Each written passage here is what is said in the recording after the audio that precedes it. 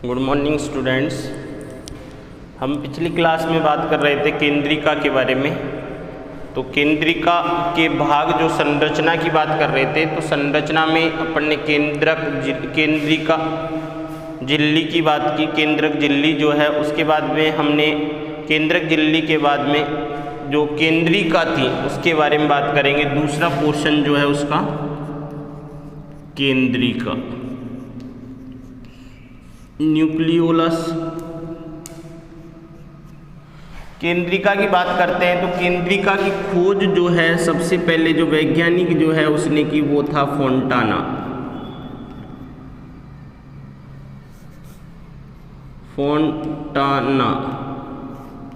तो इसकी खोज जो सबसे पहले की वो किसने की? फोंटाना ने की। और इसका नाम जो दिया केंद्रिका या न्यूक्लियोलस, नाम जो दिया वो दिया बोमन ने।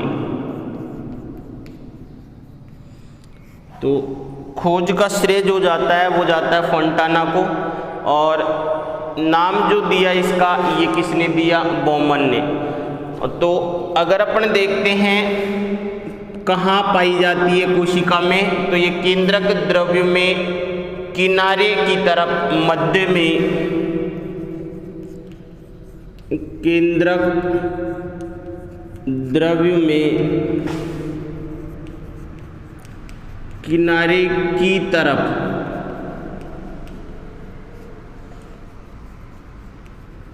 कहाँ होगी?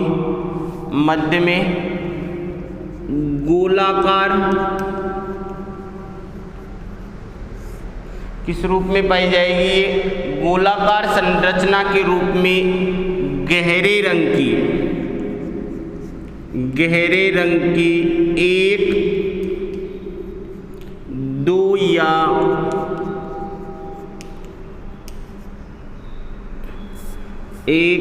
या अधिक संख्या में पाई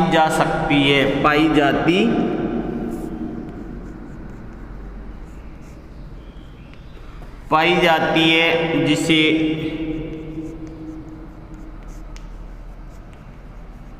केंद्रिका कहते हैं।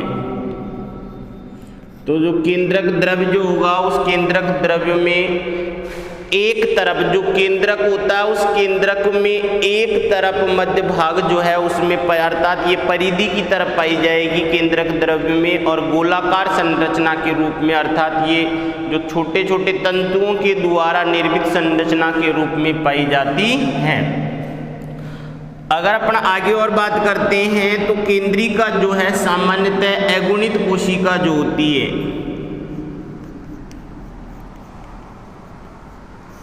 सामान्यतः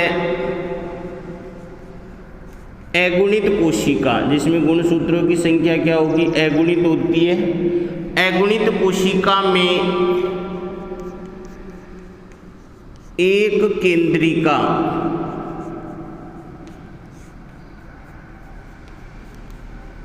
पाई जाती है। तो अगुणित जो कोशिका होती है, उस अगुणित कोशिका में सामान्यतः एक केंद्रिका पाई जाती है। अगर इसकी बात करते हैं तो कोशिका जब होती, कोशिका जो है, कोशिका में अगला चैप्टर जो अपन पढ़ेंगे वो पढ़ेंगे कोशिका विभाजन। और कोशिका विभाजन जो है वो दो प्रकार का होगा, एक समसूत्री विभाजन होगा, एक अर्धसूत्री विभाजन होगा। तो समसूत्री विभाजन, सम का मतलब समान, सूत्री का मतलब गुणसूत्र, अर्थात वह विभाजन जिसमें बनने वाली पुत्री कोशिकाओं में गुणसूत्रों की संख्या मात्र कोशिका के समान होती है, उसे क्या कहा जाता है? समसूत्री विभाजन कहा जाता है। अर्धसूत्री विभाजन वह विभाजन जिसमें बनने वाली पुत्री कोशिकाओं में गुणसूत्रों की संख्या मात्र कोशिका से आधी रह जाती है, उसे क्या कहा जाता है? अर्धसूत्री विभाजन। तो जब समसूत्री और अर्धसूत्री विभाजन होता है तो समसूत्री विभाजन या अर्धसूत्री विभाजन, इनको अलग अलग अवस्थाओं में बांट दिया जाता है। जैसे सबसे पहले इसकी दो अवस्था होती है, एक इंटरफेज अवस्था या अंतरावस्था होती है, और दूसरी होती है विभाजन अवस्था। माइटोसिस अवस्था, तो विभाजन अवस्था जो है उसको केंद्रक विभाजन के आधार पर 4 भागों में, जैसे प्रोफेज, मेटाफेज, एनाफेज और टीलोफेज, इन अवस्थाओं में बांट दिया जाता है। तो अपन बात कर रहे हैं केंद्रिका। तो केंद्रिका जो है प्रोफेज अवस्था जो होती है, अर्थात पूर्व अवस्था, उस प्रोफेज अवस्था में यह विलुप्त हो जाती है। तो कोशिका विभाजन के समय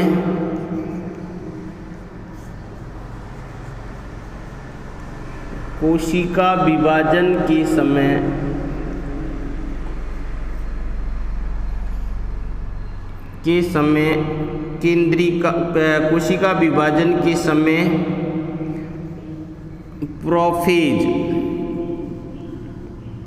प्रोफेज अवस्था में यह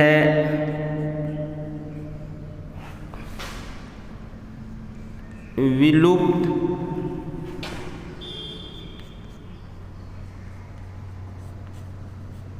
हो जाती है तथा कौन सी अवस्था? टीलोफेज अवस्था, अर्थात जो अंतिम अवस्था होगी केंद्रक विभाजन की, उस अवस्था तथा टीलोफेज अवस्था में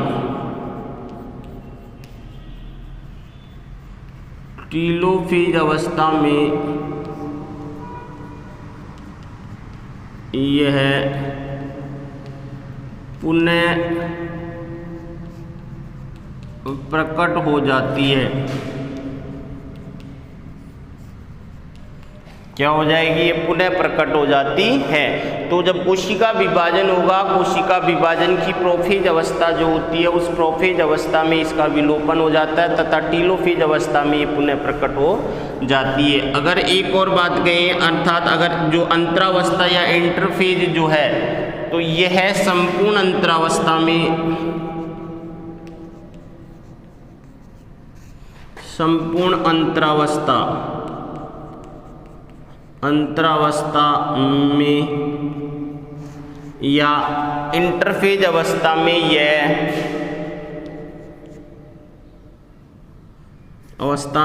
यह स्पष्ट दिखाई देती है।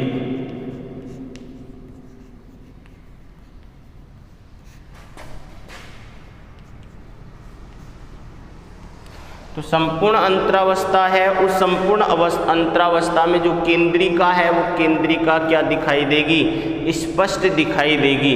उसके बाद में प्रत्येक केंद्रिका जो है वो एक विशेष गुणसूत्र के द्वारा, एक विशेष गुणसूत्र के एक विशेष स्थान से जुड़ा हुआ रहता है। केंद्रिकीय संगठनी गुणसूत्र के विशिष्ट स्थान से संबंध रखता है। अगर अपन बात करें प्रत्येक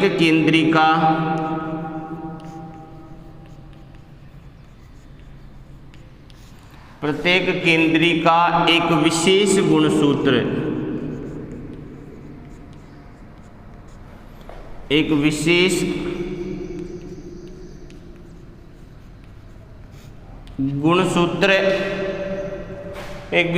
गुणसूत्र के केंद्रिकीय गुणसूत्रीय संगठन, केंद्रिकीय संगठनी गुणसूत्र, संगठनी गुणसूत्र के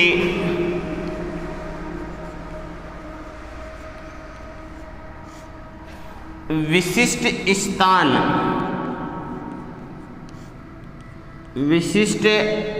स्थान से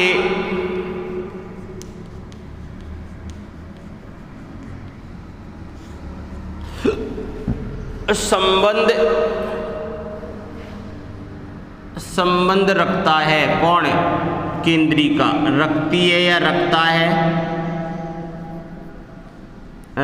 है, जिसे क्या कहेंगे? केंद्रिकीय संगठनी क्षेत्र रखता है, जिसे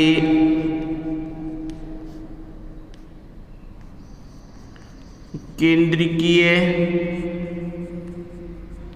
संगठनी क्षेत्र कहते हैं।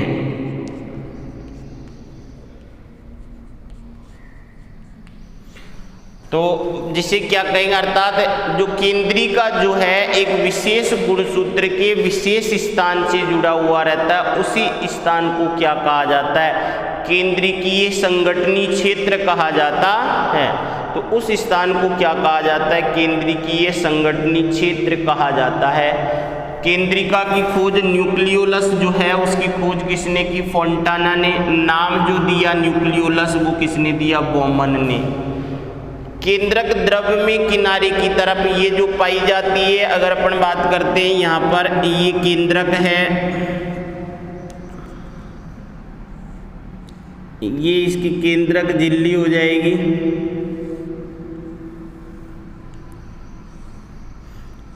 दोहरी झिल्ली के रूप में केंद्रक झिल्ली पाई जाती है। इसके अंदर छोटे छोटे छिद्र पाए जाते हैं। तो एक तरफ परिधि की तरफ गहरे रंग की गोलाकार संरचना पाई जाती है। उसी गोलाकार संरचना को क्या कहा जाता है, केंद्रिका कहा जाता है। क्या कहा जाता है, केंद्रिका कहा जाता है। और ये कोशिका जो है उस एक कोशिका में 1, 2 या अधिक संख्या में भी पाई जाती है, परंतु अगुणित कोशिका जो होती है उस अगुणित कोशिका में सामान्यतः इसकी जो संख्या जो होती है वो कितनी होती है, 1 होती है। उसके अलावा केंद्रिका जो है, जब कोशिका विभाजन होता है, उस कोशिका विभाजन की जो प्रोफेज अवस्था है, उस प्रोफेज अवस्था में केंद्रिका पूर्ण रूप से अंतिम प्रोफेज होते होते पूर्ण रूप से क्या हो जाती है, विलुप्त हो जाती है। विलुप्त के साथ ही जब जो कोशिका विभाजन की जो अंतिम अवस्था है, टीलोफेज अवस्था, उस टीलोफेज अवस्था में पुनः प्रकट हो जाती है। और उसके बाद में ये क्या हो जाएगी, पुनः प्रकट हो जाती है। संपूर्ण अंतरावस्था जो है या इंटरफेज जो है उसमें ये दिखाई देती है। प्रत्येक केंद्रिका जो है गुणसूत्र के एक विशेष गुणसूत्र के एक विशेष भाग से संबंध रखती है, जुड़ी रहती है, जिसे क्या कहा जाता है, केंद्रिकीय संगठनीय क्षेत्र कहा जाता है। अगर अपन बात करते हैं केंद्रिका की संरचना की, केंद्रिका की संरचना, तो केंद्रिका की संरचना में कोई झिल्ली नहीं होकर एक तंतुनुमा आवरण पाया जाता है।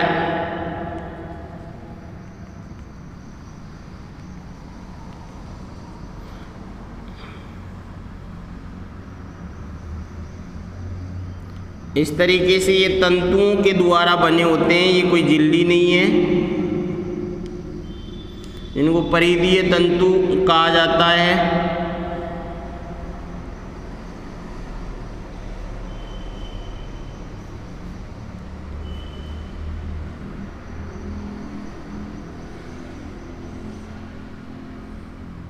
इस तरीके से ये जो होते हैं, ये होते हैं परिधीय तंतु, जिनके द्वारा इसमें मैट्रिक्स या कणिकीय पदार्थ भरा रहेगा।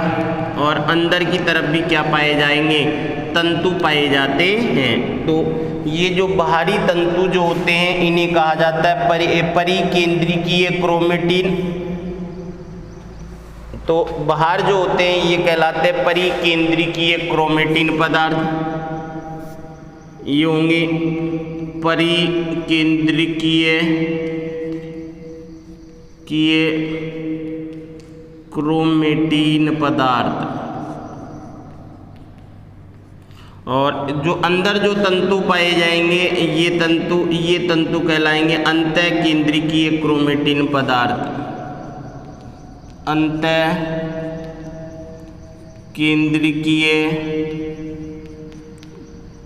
क्रोमेटिन। तो एक बाह्य परिकेंद्रिकीय क्रोमेटिन पदार्थ और दूसरा क्या है, अंतःकेंद्रिकीय क्रोमेटिन पदार्थ। और इसके अंदर जो तंतु पाए जाते हैं ये तंतु जो है ये क्या कहलाते हैं, यहाँ के अंदर जो द्रव भरा रहेगा और इस द्रव जो है इस द्रव को क्या कहेंगे, मैट्रिक्स। Matrix chromatin.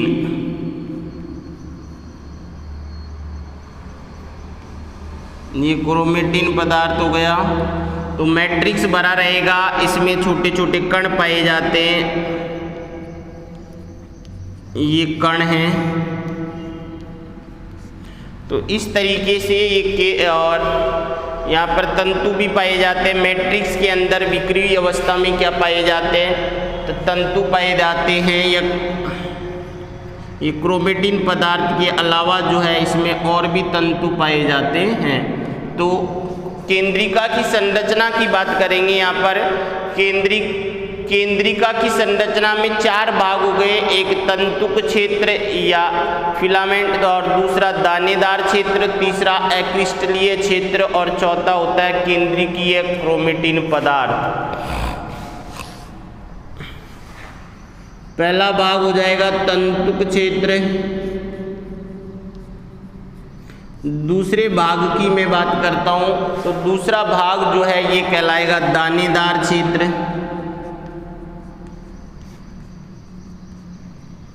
और तीसरा भाग जो है इसका ये कहलाएगा अक्रिस्टलीय क्षेत्र,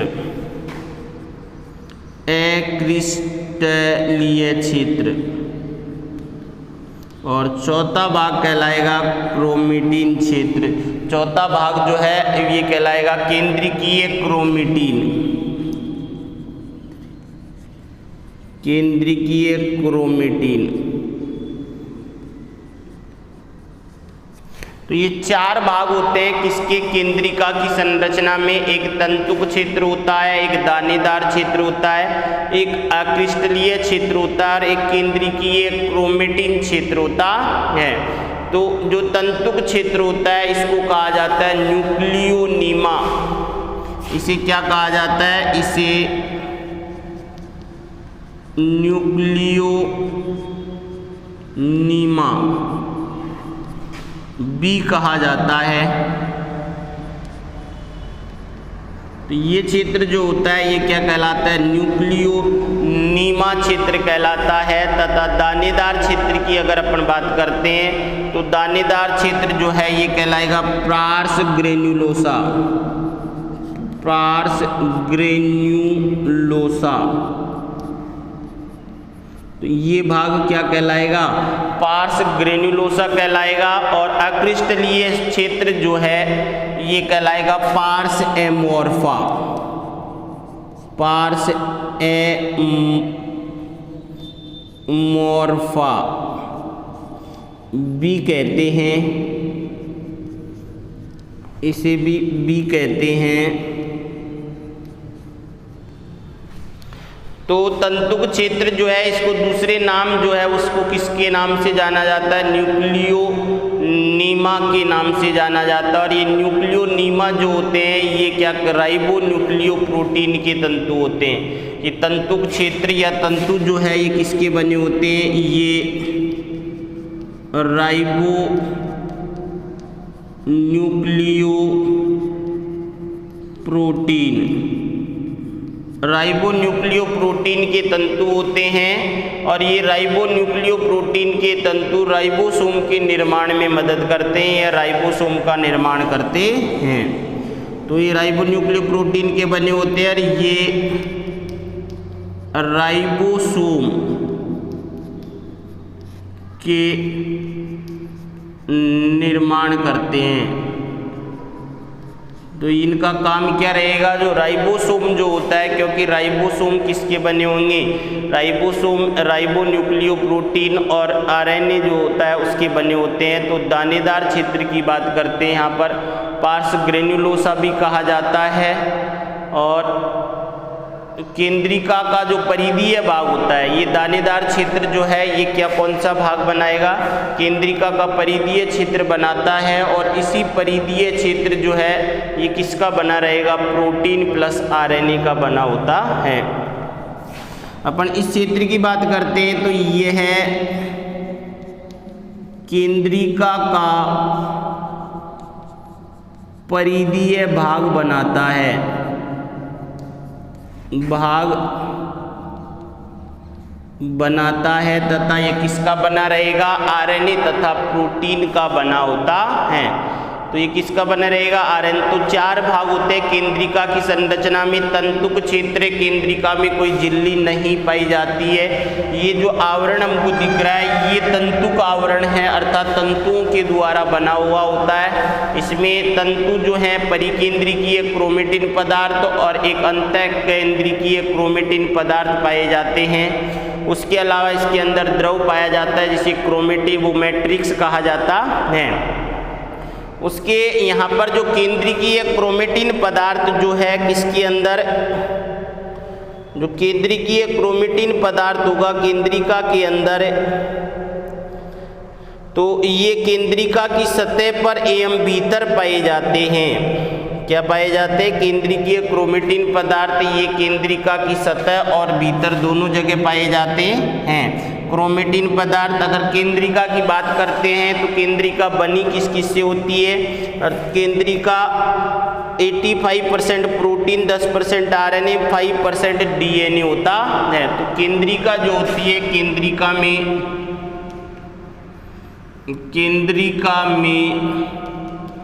85% प्रोटीन, उसके अलावा अगर बात करते हैं प्रोटीन जो है सबसे अधिक मात्रा में पाई जाती है।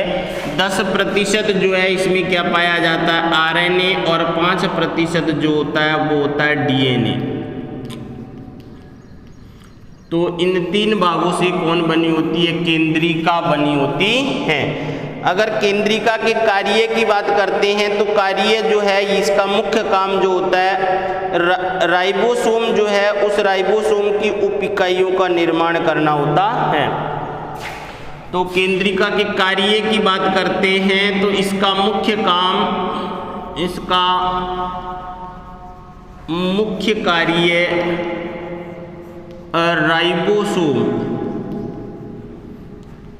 राइबोसोम की उप इकाइयों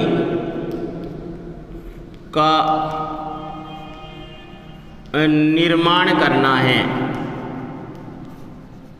तो केंद्रिका जो है केंद्रिका का मुख्य कार्य क्या है? राइबोसोम का उप इकाई जो है उनका निर्माण करना, क्योंकि राइबोसोम के निर्माण से संबंधित जो भी एंजाइम चाहिए वो सब केंद्रिका में पाए जाते हैं। केंद्रिका के रासायनिक संगठन में प्रोटीन पाई जाती है लगभग 85%, 10% RNA और 5% क्या पाया जाता है? लगभग DNA पाया जाता है। तो ये था केंद्रिका। अब नेक्स्ट कोशिकांग जो अपना ये केंद्रक जो चल रहा है, केंद्रक का जो भाग है उसमें केंद्रक झिल्ली हमारी हो गई, केंद्रक झिल्ली के बाद में केंद्रिका हो गई, और केंद्रिका के बाद में जो नेक्स्ट बचता है वो है केंद्रक द्रव्य और क्रोमेटिन पदार्थ, जिसको अपन करेंगे नेक्स्ट क्लास में।